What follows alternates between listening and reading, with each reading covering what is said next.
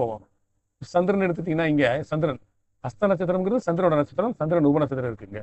இங்கே இல்லை, சந்திரன் உப நட்சத்திரம் இல்லை, இங்கேயும் இல்லை. அதனால அஸ்த நட்சத்திரத்துல பிறந்த 6ஆம் பாவம் சந்திரனால அங்க சந்திரனுடைய உப நட்சத்திரம் இருக்கு. அதுவே சாவி, 6ஆம் வீட்டின் சாவி.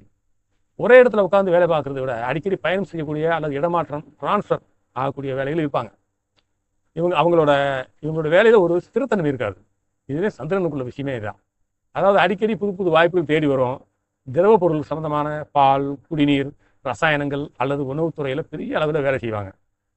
மனசு அடிக்கடி எதையாவது நினைச்சு குழம்பிக்கிட்டே இருக்கும். அதுதான் உங்களுக்கு இருக்கிற இந்த சின்ன பலவீனம். ஜாதகருக்கு ஜல சம்பந்தமான பாதிப்புகள், அதாவது சளி, இருமல் அல்லது ஆஸ்மா போன்ற தொந்தரவுகள் சின்ன சின்ன வயசுல வந்து போகும். செரிமானம் மற்றும் இரத்த ஓட்டம் சம்பந்தமான விஷயங்கள் கொஞ்சம் கவனமா இருக்கணும். ஏன்னா 6ஆம் வீடு வயிறு இல்லையா? பெண்களுக்கு இந்த அமைப்பு இருந்தால் அவங்க மனநலம் மற்றும் ஹார்மோன் சம்பந்தப்பட்ட ஆரோக்கியத்தில் கூடுதல் அக்கறை காட்டணும். உணர்ச்சி வசப்பட்டு கடன் வாங்க வாய்ப்பு இருக்கு. அதனால அவசரப்பட்டு கடன் வாங்காதீங்க. மற்றவங்களுக்கு உதவணும்னு நினைச்சு கடன் வாங்கி கொடுக்காமல் இருப்பது ரொம்ப ரொம்ப நல்லது. ஏன்னா கொஞ்சம் இலகிய மனசு இருக்கும் உங்களுக்கு. ஆனால் சந்திரனோட தயவால உங்களுக்கு தேவையான நேரத்தில் பண உதவி யாராவது ஒருத்தர் மூலமாக கிடைச்சிட்டே இருக்கும். டிராவல்ஸ், ஷிப்பிங் அல்லது மார்க்கெட்டிங் துறையில் வேலை அமையும். தாய் அல்லது தந்தை வழியில் உறவுகளில் தாய் வழி உறவுகள் மூலம் வேலையில் முன்னேற்றம் இருக்கும்.